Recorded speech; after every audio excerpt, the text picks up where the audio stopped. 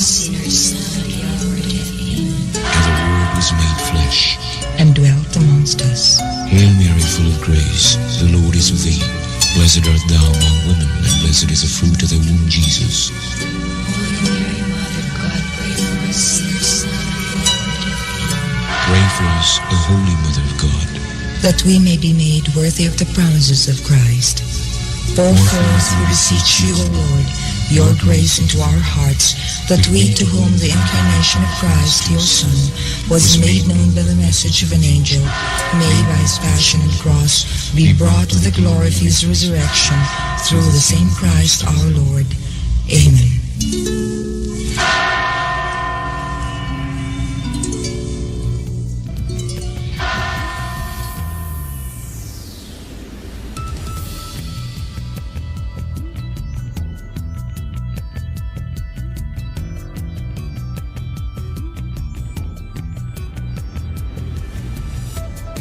Criminal Court.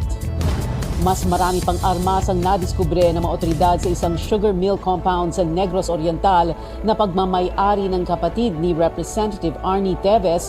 Makakausap natin mismo si dating Governor Pride Henry Teves. At ang award-winning Broadway musical na Hamilton may Asia premiere na ngayong taon at dito sa Pilipinas ito unang ipapalabas. Ibinasura ng International Criminal Court ang hiling ng pamalaan na suspindihin muna ang investigasyon nito sa war on drugs sa Pilipinas. Yan ay habang wala pang desisyon sa apela ng tuluyang ipatigil ang pagsilip sa naging madugong gyera kontra ilegal na droga ng Duterte administration. Ibig sabihin ba nito, tuluyan ng ibinasura ang kaso ng Philippine government? Ang kasagutan sa ulat ni Senior Correspondent Anjo Alimario. Bigo ang pamahalaan na pansamantalang ihinto ang investigasyon sa war on drugs ng Duterte administration. Pero hindi ibig sabihin ito tuluyan ng ibinasura ang buong apela ng pamahalaan. Ito rin ang nilinaw ni Solicitor General Menardo Guevara. Yung appeal natin mismo ay hindi pa nire-resolve ng appeals chamber ng ICC. Maaaring magtagal yan. Sabi ko nga, mga several months pa siguro bago ma-desisyonan yung apela natin, no? Or maybe even years, we don't know. Ayon sa ICC Appeals Chamber, hindi na ipaliwanag kung paano ang kawalang jurisdiksyon sa pagpapatuloy na investigasyon habang hindi pa napagdedesisyonan ang apela ng pamahalaan ay makakalikha ng isang sitwasyon na hindi na maibabalik. Pero iba ang posisyon dito ni Guevara. Paano raw kung baliktarin ng ICC ang desisyon nito at nakapasok na sa bansa ang ICC prosecutor para mag-imbestiga? E di meron nang nangyari na hindi na natin marireverse. Kasi maaaring meron ng ipa-aresto yung prosecutor. May embarrass na, ma-humiliate na ang Republic of the Philippines before the international community. Binigyan din ng ICC na malaya pa rin naman daw ang pamahalaan na ipagpatuloy ang investigasyon nito sa bansa habang gumugulong ang proseso. June 26, 2022 nang muling payagan ng ICC Pretrial Chamber si ICC Prosecutor Karim Khan na ipagpatuloy ang pagtutok sa war on drugs noong panahon ni dating Pangulong Duterte. March 13 itong taon nang formal namang ihain ng gobyerno ang appeal brief na ihinto ang investigasyon sa drug war dahil wala na raw jurisdiction ng ICC dahil bumitaw na ang bansa sa Rome Statute noong 2019. Pero giit ng ICC kahit di ka na miyembro, pwede pa rin silipin ang anumang nangyari noong kasapi ka pa. At dito raw pumapasok yung pag-imbestiga nila sa mga nangyari noong November 2011 hanggang March 2019. Malinaw, ani Guevara, walang aasahang kooperasyon ang ICC sa pamahalaan. The President himself has stated that the government will not cooperate unless and until itong issues about jurisdiction, admissibility, etc. have been finally settled. Para sa mga abogado ng pamilya ng mga biktima ng drug war, makakapagpatagal lang sa investigasyon ng ICC kung napagbigyan ang hiling ng pamahalaan. Panawagan nila, tigilan na ang paggamit ng pondo ng gobyerno para lang ipagtanggol si dating Pangulong Duterte at hayaan itong depensahan ang kanyang sarili. Anjo Alimario, CNN Philippines. Hindi na umano makikipag-usap ang gobyerno sa International Criminal Court o ICC matapos nitong ibasura ang hiling ng pamalaan na suspindihin muna ang drug war probe sa isang event sa Pasay. Muling giniit ni Pangulong Bongbong Marcos na walang jurisdiction ng ICC sa Pilipinas dahil bumitaw na ang bansa sa Rome Statute noong 2019. Sinabi ni Ginoong Marcos, Agosto noong nakaraang taon, na wala siyang balak na isali muli ang Pilipinas sa Rome Statute. We don't have a next move. That is the extent of our involvement with the ICC. That ends all our involvement with the ICC. Because hindi na tayo pwedeng appeal.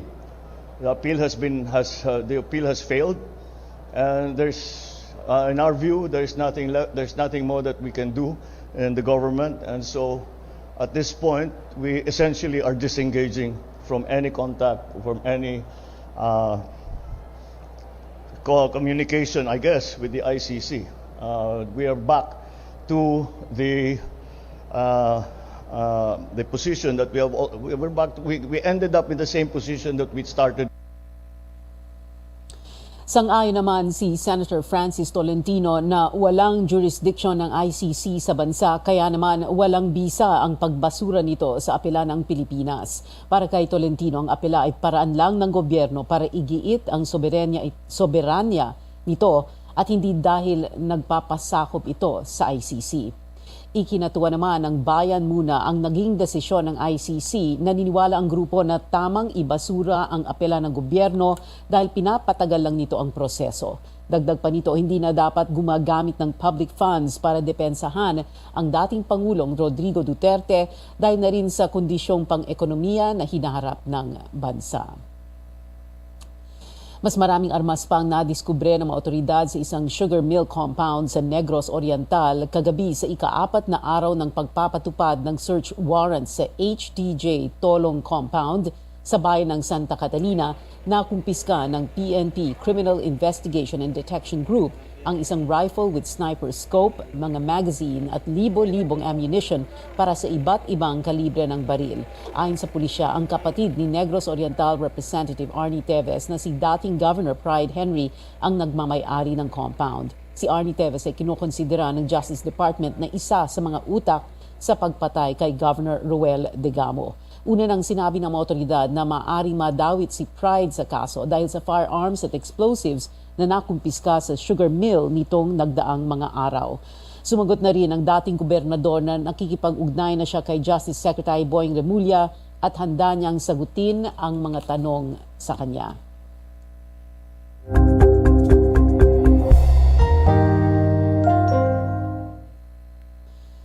Makakausap natin ngayon si dating Negros Oriental Governor Pride Henry Teves. Magandang gabi po sa inyo, Governor.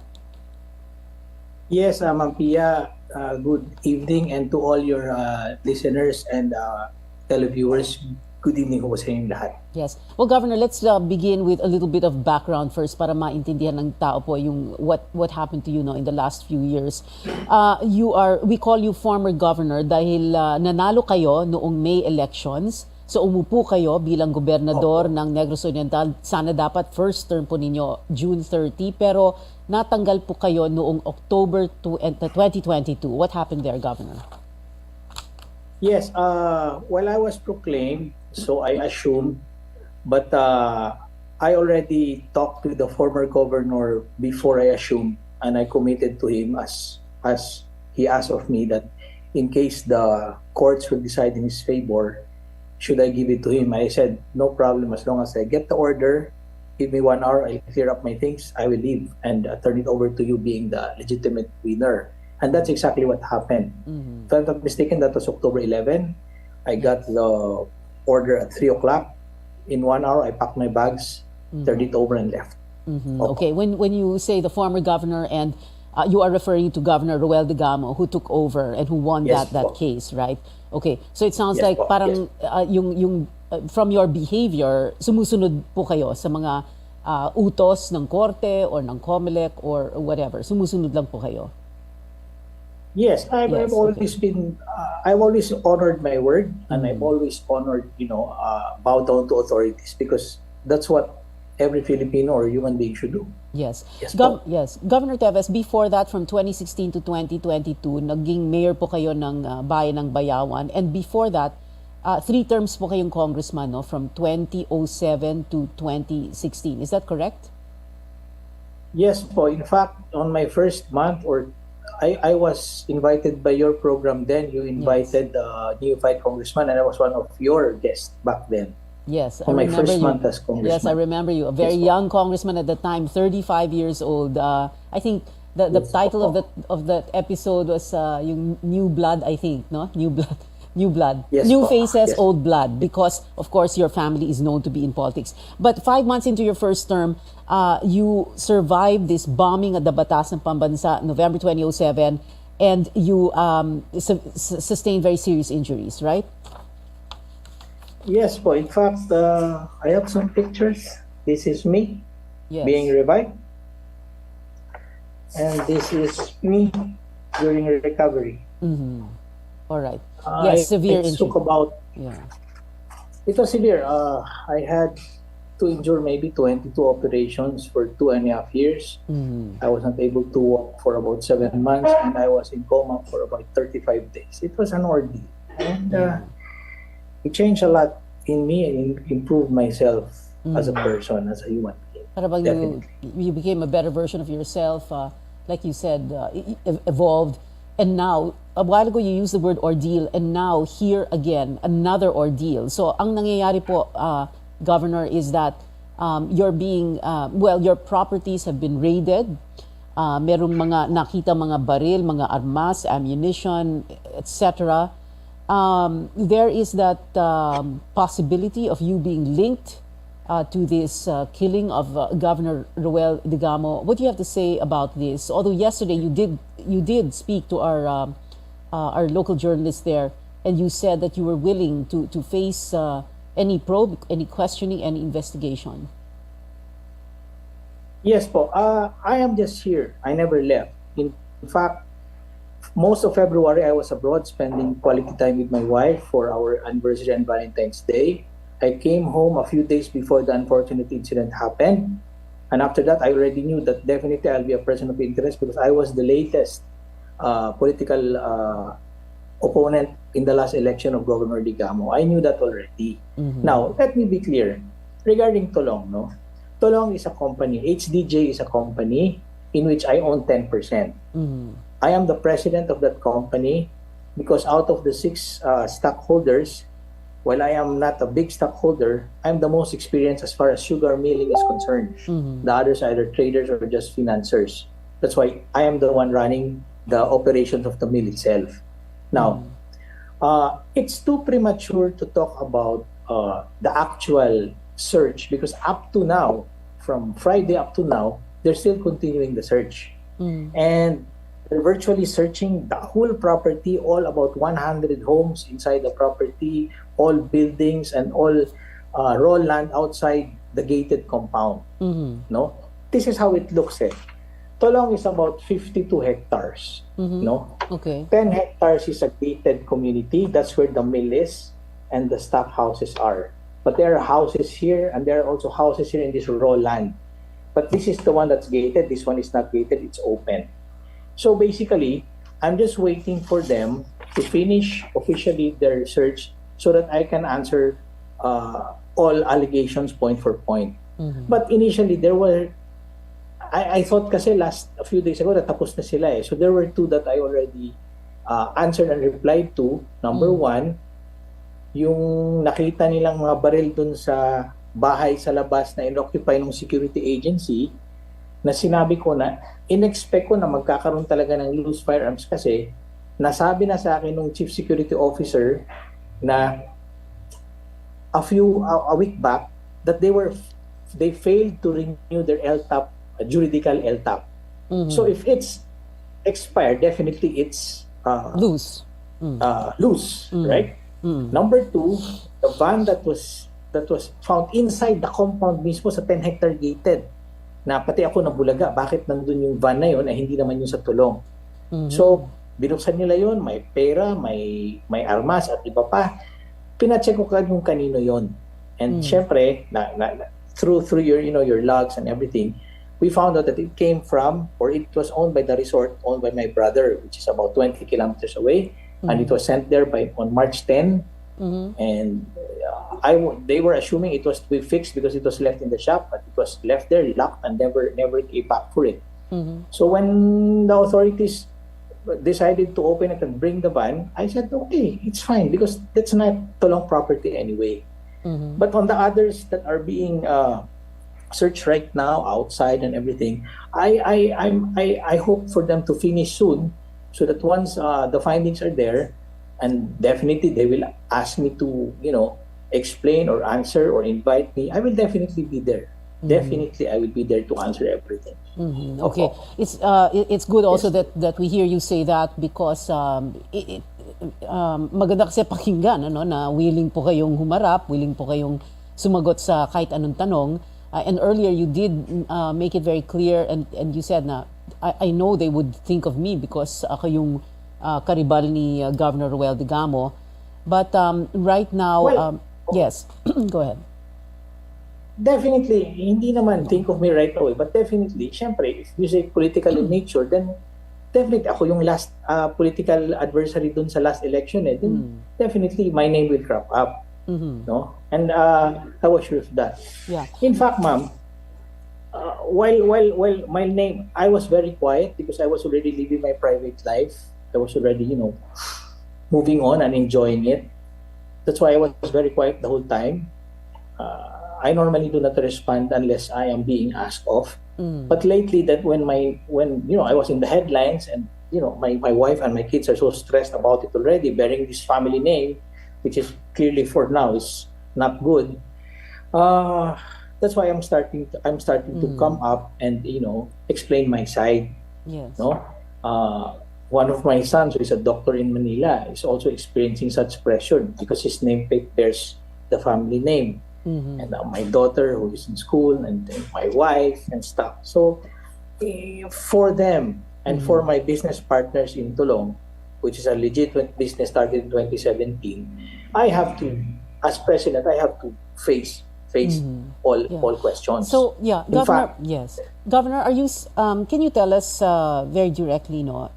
Did you have anything to do at all with the killing of Governor Ruel Digamo? Yes or no? No. my conscience is clear. Definitely, my conscience is clear. Okay. This is what I would like to explain. Violence. I am a victim of violence. Terrorism. I am a victim of terrorism. Look, Right. Look, you can see your hands. Yes. all my scars are there, and I feel the pain until today. Okay. Why will I, in my conscience, be an do something like instrument that? Right. that other human beings experience the same fate when it's very, very, very hard? Yeah. And No? as you pointed But out, of course, when you had to give up your seat, you did very peacefully, and like you said, you were out of there in a few hours. So, okay. in fact, to help further, I'm cooperating with the authorities on all these investigations, and to help them further, to find the links, and if they suspect me to have a link, I already signed a waiver of confidentiality. Can you show us?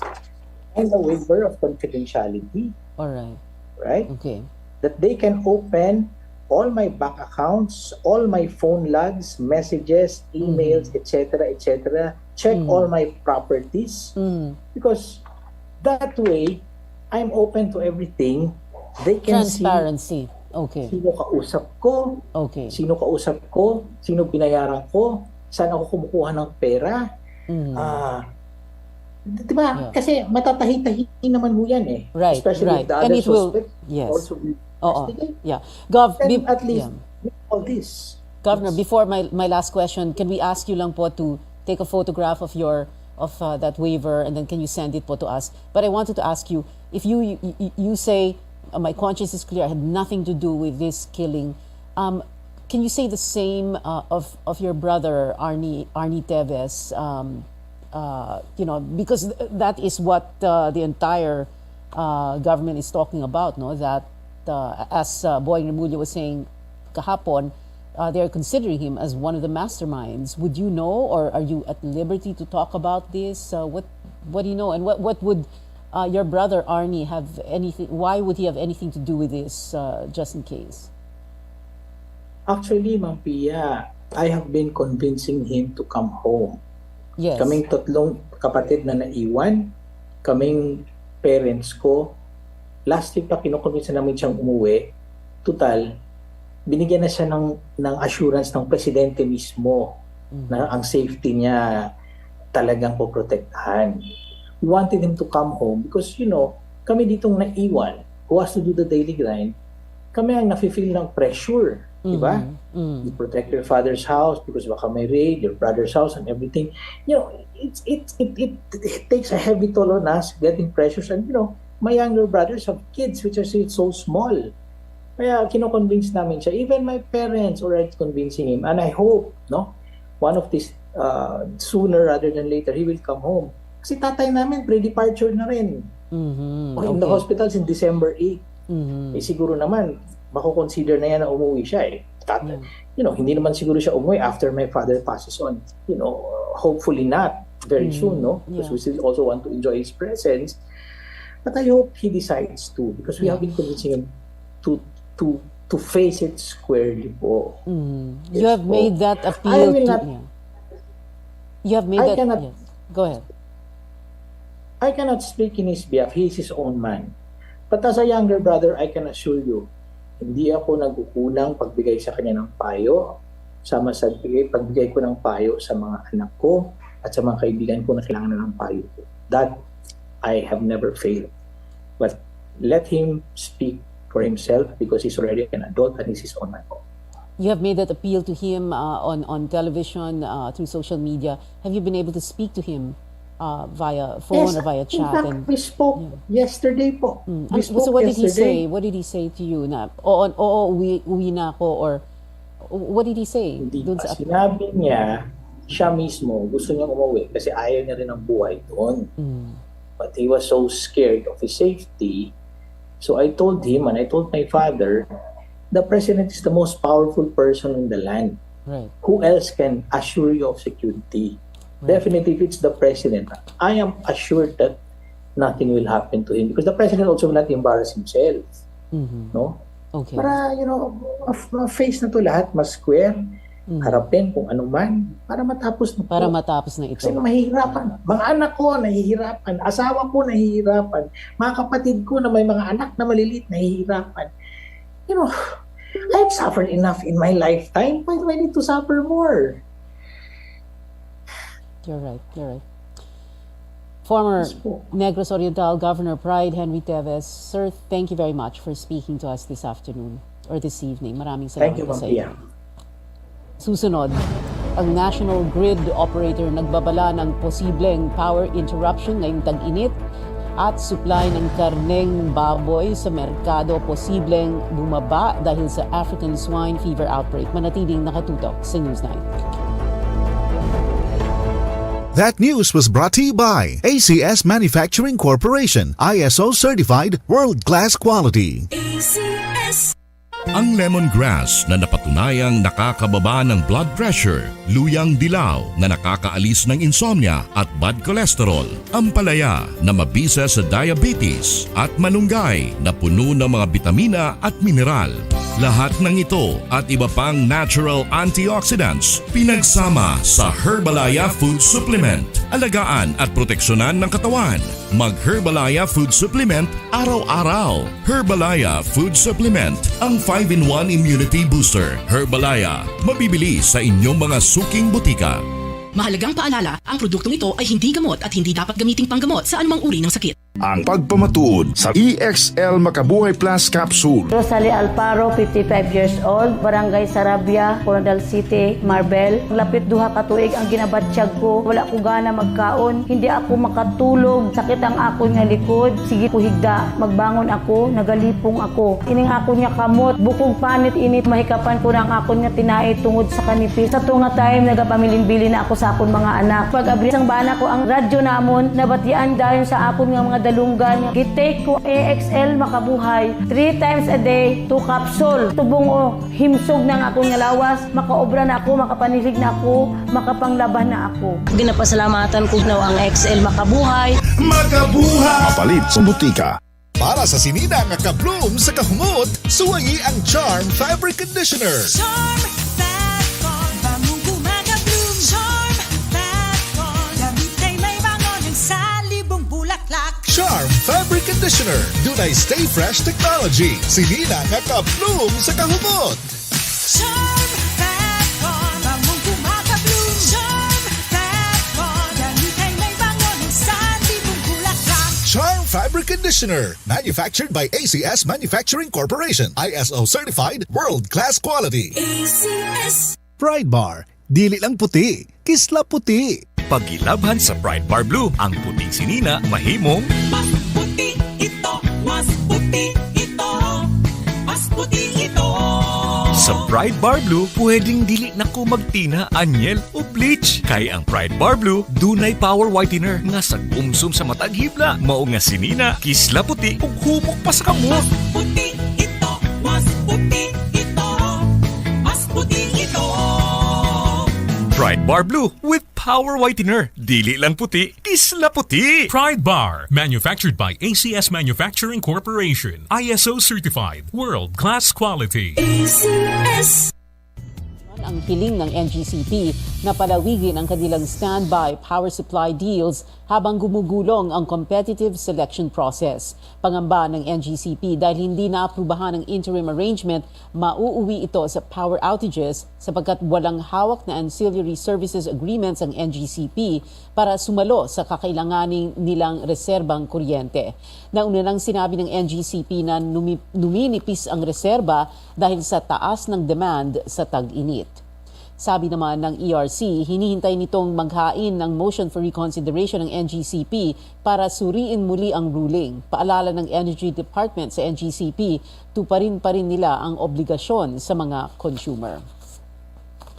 Abiso sa mga customer ng Maynilad, simula ngayong araw magpapatupad ng daily interruptions ang water service provider bilang pagtitipid sa supply ng tubig. Bunsod ito ng inaasahang El Nino phenomenon ngayong taon. Mawawala ng tubig sa ilang bahagi ng Metro Manila at Cavite simula mamayang alas 4 ng hapon o kaninang alas 4 ng hapon hanggang alas 6 ng umaga, araw-araw. Ayon sa Maynilad, hindi pa nila matiyak kung hanggang kailan ito tatagal kaya't pinapayuhan ang lahat na mag-imbak ng sapat na supply ng tubig. Nakaantabay ang kanilang mobile water tankers para magrasyon ng malinis na tubig. Naka-flash ngayon sa inyong TV screen sa mga lugar na maapektuhan.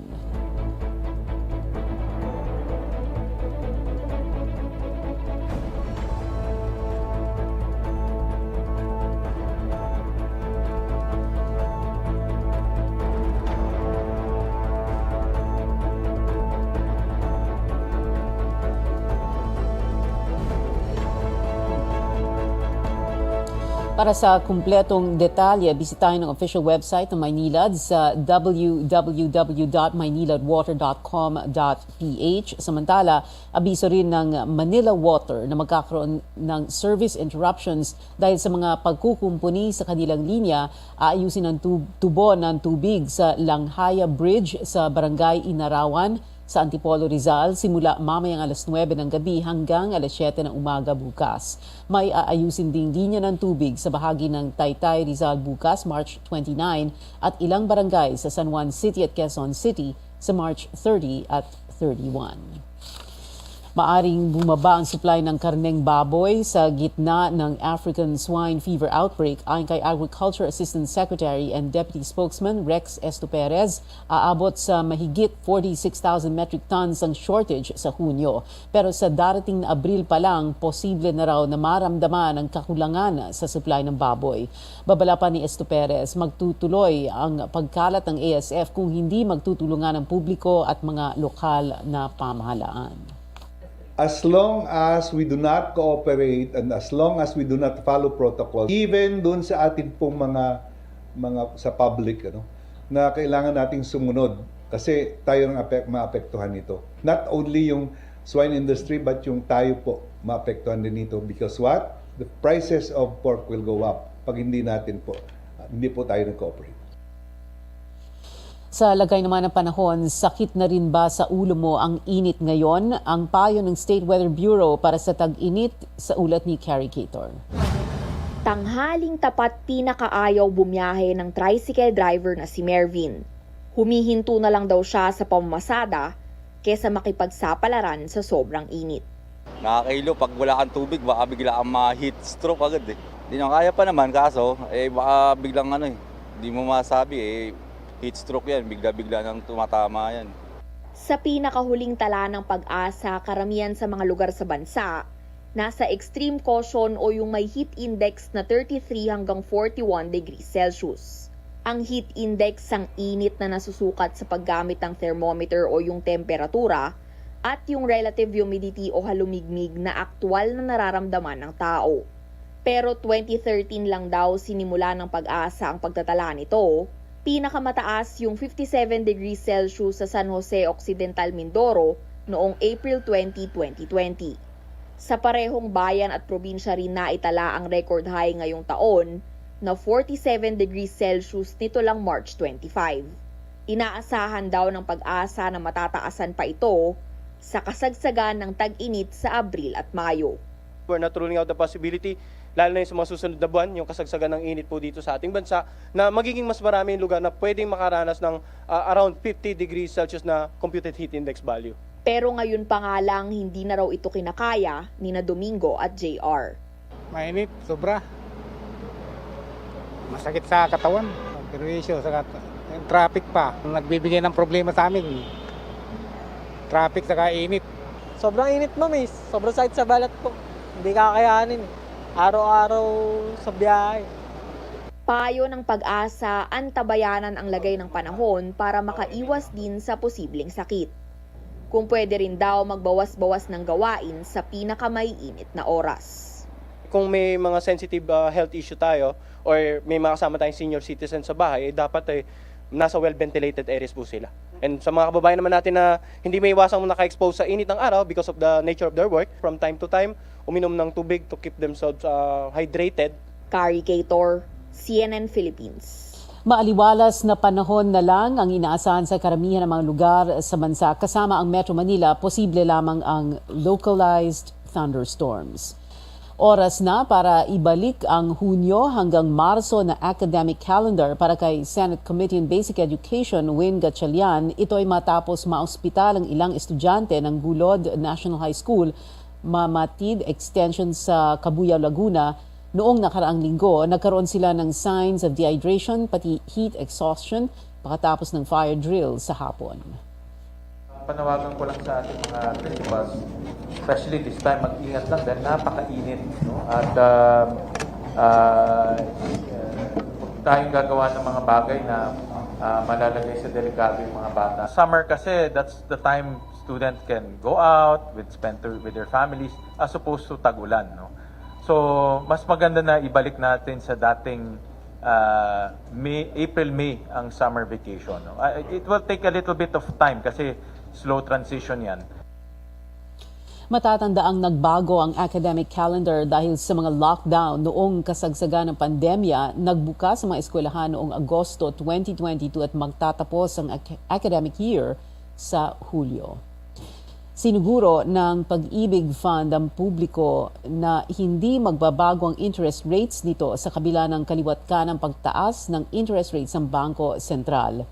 Mula 2018, naglalaro below 6% ang one-year fixed interest rates ng Pag-ibig. Ayon kay Pag-ibig Vice President Karen Lay Franco Garcia, mananatili sa 5.75% ang kanilang housing mortgage rates.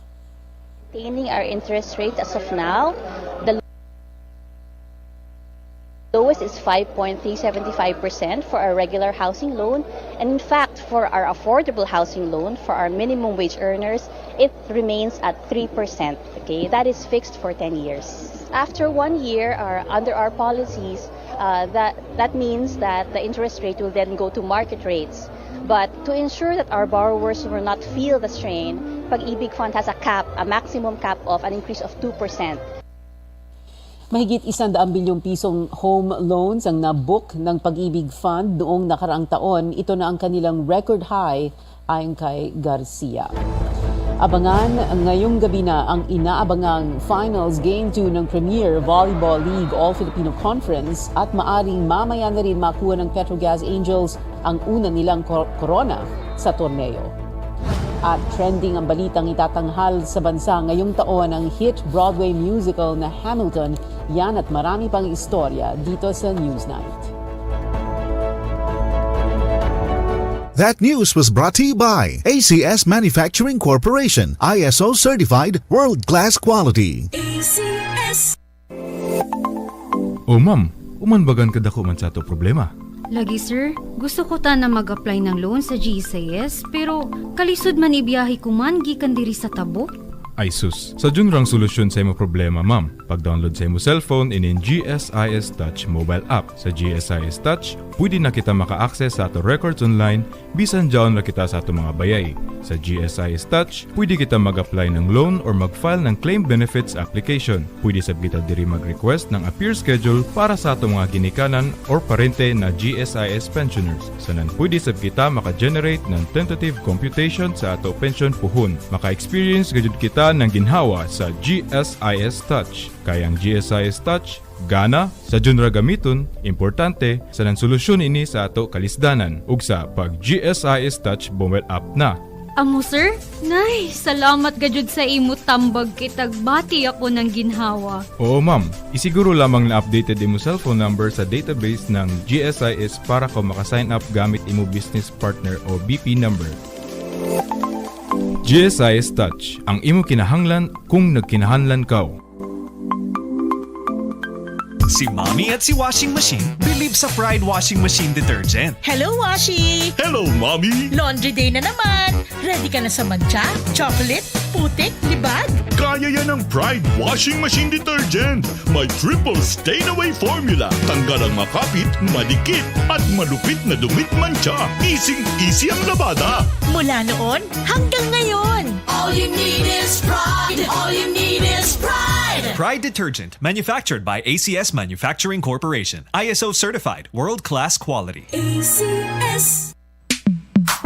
Sa panahon ngayon, kau ba'y sigurado? Kau ba'y protektado? Ang pamilya ay i-shield mo. Laban sa bakterya, I-shield mo. laban ng pati virus, I-shield mo. Shield Bat Soap. Patay ang 99.9% of bacteria and virus tested. Bilib ang mga eksperto sa Philippine Nurses Association. sa sakit protektado, I-shield mo. pamilya protektado, I-shield mo. Shield Bat Soap. Manufactured by ACS Manufacturing Corporation. ISO certified world-class quality. ACS. Newsnight sa CNN Philippines. Ako si Tia Ontiveros. Balikan natin ang pinakamalaking balita. Iminasura ng International Criminal Court ang hiling ng pamahalaan na suspindihin muna ang investigasyon nito sa war on drugs sa Pilipinas. Ayon sa ICC Appeals Chamber, nabigo ang pamahalaan na ipaliwanag ang kawalan umano ng jurisdiction ng criminal court sa bansa.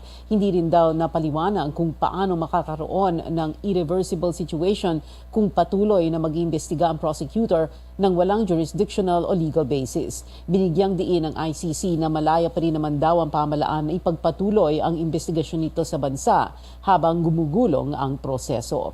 Iginiit ni Pangulong Marcos na walang jurisdiction ng ICC sa Pilipinas dahil bumitaw na ang bansa sa Rome Statute noong 2019. Sinabi ni Ginoong Marcos, Agosto noong nakaraang taon na wala siyang balak na isali muli ang Pilipinas sa Rome Statute. We don't have a next move. That is the extent of our involvement with the ICC. That ends all our involvement with the ICC. Because hindi na tayo pwedeng appeal.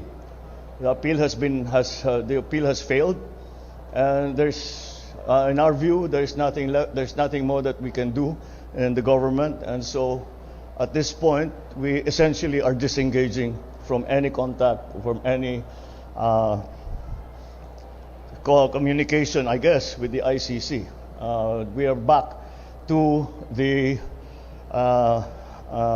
position that we ended up in the same position that we started. March 13 ang formal na ihain ng gobyerno ang appeal brief nito na ihinto ang investigasyon sa drug war.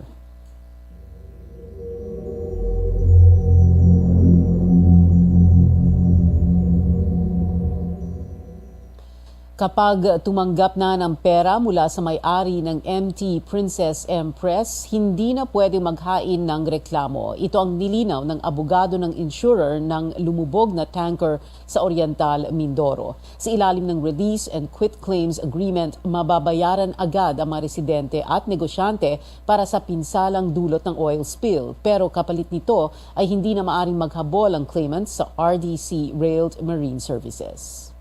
Bago sila mabayaran, iintayin pa nila yon, yung tapos ng kaso. Samantalang ito, ipasok mo yung claim, ipoprocess yon, compensation. Pag tatanggap ka ng pera, meron pinapapirma, ang tawag dyan, release and quit claim. Sinasabi mo, wala na akong hinahabol sa inyo. Natanggap ko na yung hinihingi ko, wala na akong hinahabol. Yun ang pipirmahan sa dulo. Payag naman si Oriental Mindoro Governor Humerlito Dolor sa ganitong kasunduan para may makuhang pera ang maapektado ng oil spill, ngunit nilinaw din ni Dolor na plano pa ring habulin ng lokal na gobyerno ang kumpanya. At priority ng mga mayor sa narito at nung LMP meeting, yung mga mamamayan na gutom, walang makain, walang pantuition, ay mabayaran. Ako, I am not willing to wait for 30 years to settle the civil damages. Kasi kung 20,000 pamilya yan, 20,000 pamilya na aasa ng 20 taon, di kaya ng dibdib ko yan. Pero sabi ko nga sa inyo, may usaping administratibo. Hindi namin inaalis yun. And the other side is tuloy pa rin po kayo. Kung may findings of different matters, why not? Sabi ko nga sa iyo, ako, magpipetisyon ako. Eventually against any other permits na nabibigay sa kumpanya, ayoko na. Pipetisyon ako yun. Sa Biyernes ay tatanggap na ng claimants ang opisina ng Provincial Capital ng Calapan. Kasali sa priority groups ang mga registered fisherfolk at fish vendors, may-ari ng commercial fishing vessels, resort establishments at community-based tourism organizations. Ang mga apektadong residente ay isa sa ilalim pa sa evaluation ng claims processors at evaluators. Tinatayang mahigit kalahati na ng kargang industrial oil ng lumubog na MT Princess Empress ang tumagas na sa dagat. Ayon sa Philippine Coast Guard, plano rin ng Coast Guard na isama sa panukalang budget sa susunod na taon ang isang remotely operated underwater vehicles na nais nitong bilhin. May ulat si Senior Correspondent George Cahides. Sa pamamagitan ng operations model na ito, ipinakita ng Philippine Coast Guard sa ilang South Korean Coast Guard technical experts ang konsentrasyon ng kanilang operasyon hinggil sa oil spill sa Mindoro. Nakatutok pa rin daw sila sa lugar na pinaglubugan ng MT Princess Empress, kung saan patuloy na bumubulwak ang langis na karga nito. Pabago-bago ang estimate na ibinibigay ng mga otoridad hinggil sa dami ng industrial oil na karga ng barko. Sa pinakahuli nilang pagtataya, nasa 820,000 liters daw ito, batay sa kapasidad ng 8 tangke na nasa barko. Higit kalahati na raw ng langis ang tumagas na. Parang sa pag-aaral, binavalidate pa rin naman mga 300, close to 400 na lang yung natitirang langis doon sa barko. Dahil may mga dahan-dahang pagbulwak, nabawasan na yung 822 liters at ang tinitignan na lang natin dito kung paano pa natin ma-recover yung mga natitira. Sa visual representation na ito ng MT Princess Empress, nilagyan ng numero ang mga tangke para mas madaling ma-identify ang bawat isa. Ayon sa Coast Guard, ang tank 1, 2, 7 at 8 na nasa likurang bahagi ng barko ay halos ubos na ang lamang langis. Ang tank 3, 5 at 6 naman ay nabawasan na raw ng kaunti. Samantalang ang tank 4 ay nananatiling intact. Base ito dun sa calculation tsaka computation kahapon. Para lang meron tayong working figure kung paano tayo mag-respond ng maayos dun pa sa ating operations. Ang plano nila, kunin ang natitirang langis sa pamamagitan ng bagging process. Ayon sa Coast Guard, darating ang equipment na gagamitin sa bagging ngayong Huwebes. Pinaka mabilis na pamamaraan ay tinatawag na bagging. meron po kunyari na source ng spill na lumalabas, so may bag po na ipapatong sa kanya. Nang sa ganon, yung langis ay mahuhuli ng bag na ito. Habang napupuno siya, unti-unti rin lumalabas ang tubig dagat. Mula sa cleanup operations sa nasa higit 50 kilometrong coastline, nasa 9 kilometro na lang daw ang kanilang nililinis halos isang buwan matapos ang insidente. At hopefully yung Verde Island hindi na maapektuhan tsaka ibang mga bayan dito sa Batangas. Plano raw isama ng Philippine Coast Guard sa kanilang 2024 proposed budget ang pagbili ng sariling remotely operated underwater vehicle o ROV para mabilis makaresponde sa ganitong mga insidente. George Cahiles, CNN Philippines. Isa ang Estados Unidos sa mga bansang tumutulong sa mga lugar na apektado ng oil spill. Noong Sabado, isang C-17 Globemaster ng US Air Force ang nagdala ng cleanup equipment sa Subic Bay International Airport. Ayon sa US military, nakatulong sa paghatid ng kagamitan ang balikatan exercises nila at ng Armed Forces of the Philippines na ginagawa kada taon para palakasin ang kanilang ugnayan. Kabilang din sa mga tumulong sa oil spill response ang Japan at South Korea. Mga 2.5 kilometers na lang ang layo ng oil spill sa Verde Island na kinikilalang Global Center of Marine Biodiversity. Nakita ito sa satellite images ng Philippine Space Agency mula kahapon ng isla na nasa pagitan ng Mindoro at Batangas. Ayon sa mga eksperto, maaring maapektuhan ng iba't ibang species sa Verde Island Passage. Hindi man maitataya ng PhilSA ang direksyon ng oil spill. Ayon sa kanilang Senior Science Research Specialist, maaring makatulong ang mga kuha nila sa paglinis ng langis. As for DNR and Coast Guard, knowing the extent can guide them dun sa recovery efforts nila where they will deploy yung kanilang containment boom or tools, especially for Coast Guard offshore. So we trust na nagagamit po nila itong mga images natin to guide them kung saan sila magde-deploy. Tinuturuan din ng PhilSA ang local governments at mga universidad na paggamit ng satellite images para sa pagtugon sa mga sakuna. Susunod, korona ng Premier Volleyball League All-Filipino Conference, pwede nang iuwi ng Petro Gas Angels ngayong gabi. At tiyak na matutuwa ang mga tagahanga ni Catherine Bernardo dahil sa mga pelikulang pagbibidahan ng aktres ngayong taon. Manatiling nakatutok sa Newsnight. That news was brought to you by ACS Manufacturing Corporation, ISO certified world-class quality. ACS. Masakit ba ang iyong ulo at katawan dahil sa sobrang trabaho at iba't ibang stress sa buhay? Sandali, mag-break ka muna. Hindi lang simpleng break, mag-Herbalaya break ka muna. Hinga ng malalim at imasahe ang ulo at katawan gamit ang Herbalaya Liniment Oil. Sa sakit ng ulo at katawan, dito na tayo sa subok na, dekalidad at siguradong ligtas. Herbalaya, amoy na kaaya-aya, sa bawat pahid ay ginhawa. Mabibili sa mga botika at grocery stores sa inyong lugar. Also available in roll-on and cream. Ang buhay ay masaya pag ang hugasin ay easy, lalo na sa masebong kaldero at kawali. Kaya mag-Smart Dishwashing Paste, pang heavy-duty hugasin. Ang galing, galing, galing. Smart! Yan ang Smart Dishwashing. May double tanggaling formula, tanggal galingan sebo at bakterya. Kaya ang Smart #1 Dishwashing Paste. Ang galing, galing, galing. Smart! Yan ang Smart Dishwashing. Smart Dishwashing Paste, manufactured by ACS Manufacturing, ISO certified world-class quality. ACS. Star Wax, Star Wax, Wax. Star Wax, Star Wax, Wax. Always remember, sa paglinis, pakintabin ang sahig. Mrs. Star Wax, Star Wax, Wax. Kitang na to the max. Star Wax ang #1 floor wax. Dunay waterproof formula. Bisan yaman ng tubig, mabalik ka sinamang sa loob. Star Wax, Star Wax, Wax. Kitang na to the max, max, max. Star Wax Floor Wax. Manufactured by ACS Manufacturing Corporation. ISO certified world-class quality. ACS. Ani ang usa sa mga nakasulay o gamit sa iBerry. Ko si Rinaldo Modesto, 59 anyos, usa ko kakusyonero sa una. Tungod sa kabiti ko karon, di na ko klaro kayo sa primero. Dugay nagyudi ay ning sakit nimo. Luha o katol mata, ugatakin o di mo kita sa lutoon. So, sa pagkakaroon, unsa nang imong paminaw sa sige gamit sa iBerry? Tanaw ko ang arang kita na ko karon, kita na ko din ako bangga-bangga. So, imo lang nigipadayon ang pag-inom? Oto, sige take iBerry. Okay naman.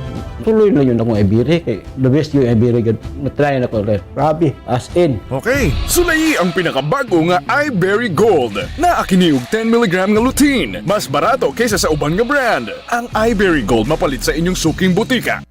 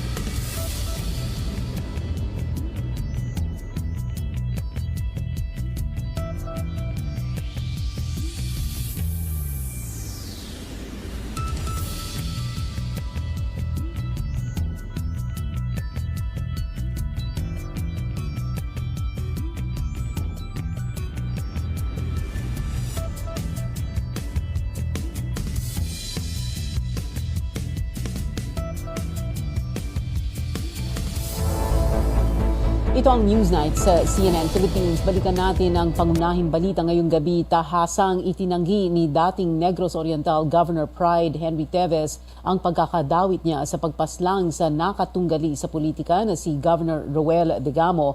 Sa panayam ko sa kanya kanina, sinabi ni Teves na siya mismo ay biktima ng karahasan at terorismo noong masabugan siya ng bomba taong 2007.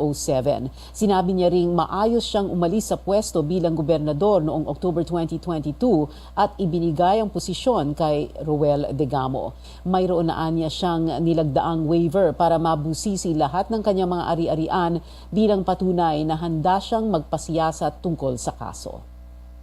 I already signed the confidentiality. See? And the waiver of confidentiality. Right? That they can open all my bank accounts, all my phone logs, messages, emails, etc., etc., check all my properties, because that way, I'm open to everything.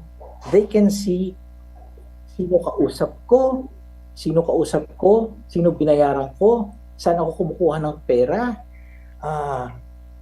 Diba? Kasi matatahi-tahi naman mo yan eh. Hinggil naman sa kanyang kapatid na si Congressman Arnie Teves, binigyang diin ng dating gobernador na umaasa ang pamilya nilang makakapagbigay ito ng kanyang panig matapos idawit sa krimen sa lalong madaling panahon.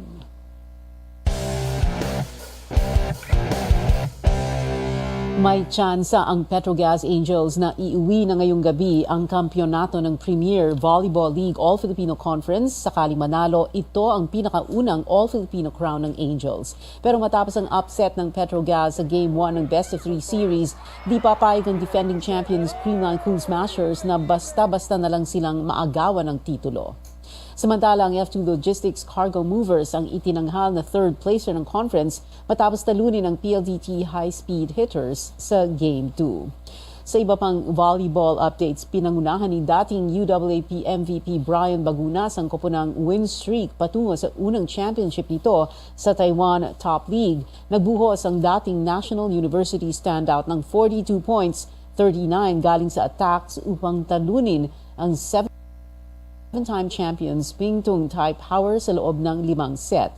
Ang 25-year-old outside spiker ang ikalawang Pinoy volleyball player na nagkampiyon sa isang liga sa ibang bansa, kasunod ni Jaja Santiago na sinandala ng Agio Medics sa championship run nito noong 2021 sa Japan V-League. Pinatunay ng national athlete na si Natalie Uy na siya pa rin ang reyna ng Philippine Pole Vault. Dinomina ni Uy ang Women's Pole Vault event ng Philippine Athletics Championships noong Sabado sa Ilagan, Isabela matapos lumundag ng 3.85 meters. Mahigpit niyang nakalaban si 31st Southeast Asian Games bronze medalist Aliana Nicolas na nakatalon ng 3.70 meters. Sa panayam ng Sports Desk, ibinahagi ng Philippine at SEA Games record holder na hindi niya naiwasang pagdudahan ng kanyang kakayahan dahil ito ang una niyang sabak sa kompetisyon matapos magtamo ng knee injury noong Disyembre. In my head, I just thought, just do what it takes. I need to do what it takes to prove that I'm still where I can be.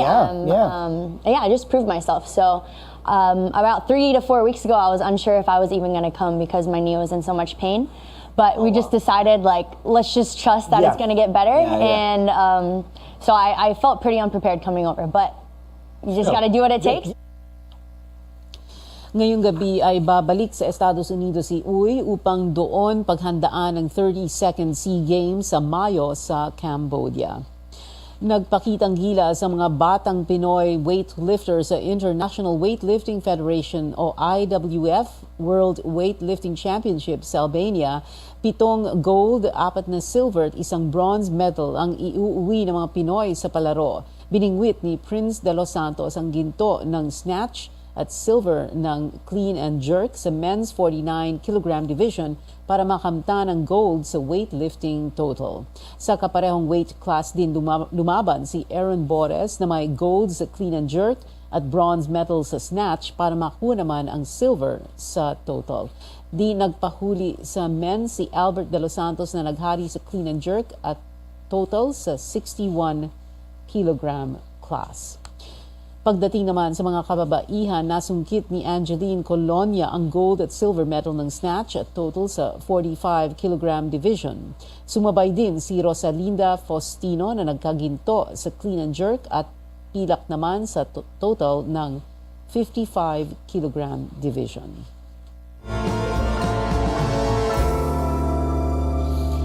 Tatlong naglalaki ang pelikula ang aabangan ng fans ng box office queen na si Catherine Bernardo kabilang ang nakatakdang comeback movie ng Kath Neal ngayong 2023. Ang mga detalye hatid sa atin ni Sam Salwan. Sam? Pia, jam-packed ang 2023 para sa box office queen na si Catherine Bernardo dahil sa mga naglalaki ang pelikula na nakatakda niyang gawin ngayong taon. Kabilang dyan ang dark comedy film na A Very Good Girl kasama ang Triangle of Sadness star na si Dolly De Leon sa ilalim ng direksyon ni Peterson Vargas. Reunited naman ang premiadong direktor na si Olivia Lamasan with Catherine sa upcoming historical drama na Elena 1944. Gagampanan ng aktres ang character ng isang comfort woman ng Japanese occupation sa bansa. 2016 ang huling nagkatrabaho ang dalawa sa romantic comedy na Barcelona, A Love Untold. Noong December 2022, kinumpirma ng direktor na si Cathy Garcia Molina ang isa pang pelikula ni Catherine, kasama ang kanyang on and off screen partner na si Daniel Padilla. Pinoy Hamil fans get ready dahil ang popular Broadway musical na Hamilton magkakaroon ng Asian premiere sa bansa. Kamusta Pilipinas? This is Lin-Manuel Miranda and I am so excited to officially announce that Hamilton will be making its Asian premiere in the Philippines. We've had so many incredible Filipino company members, part of the Hamilton Pamilya, all over the world, and now we get to bring the show to your beautiful country very soon. I can't wait for you to see it. Ayon pa sa mismong star and creator nitong si Lin-Manuel Miranda, siguraduhin daw na makapag-sign up sa waitlist para sa announcement ng detalye para sa bentahan ng tickets. Itatanghal ang Hamilton sa bansa sa Setyembre sa The Theater at Soler sa Pasay City. 3 days na lang at ilalabas na ang inaabangang first solo debut album na Me ng Blackpink member na si Jisoo. Pero bago yan, may bagong patikim muna ito sa mga Jisoo bias. Kagabi kasi, inilabas ang ilan sa mga kanta sa album gaya ng All Eyes on Me at Flower, featuring ang inosente pero sultry nitong photo na siyang lalong nagpa-excite sa fans. Ilalabas ang Me album ni Jisoo ngayong March 31st. At yan ang updates para sa Showbiz Spotlight at Screen Time para sa araw na to. Balik sa iyo, Pia. Maraming salamat, Sam Sadwani. At yan naman ang kailangan ninyong malaman ngayong Martes, March 28, 2023. Magkita-kita ulit tayo bukas. Dito sa CNN Philippines, ako si Pia Ontiveros at ito ang Newsnight. That news was brought to you by ACS Manufacturing Corporation, ISO certified world-class quality.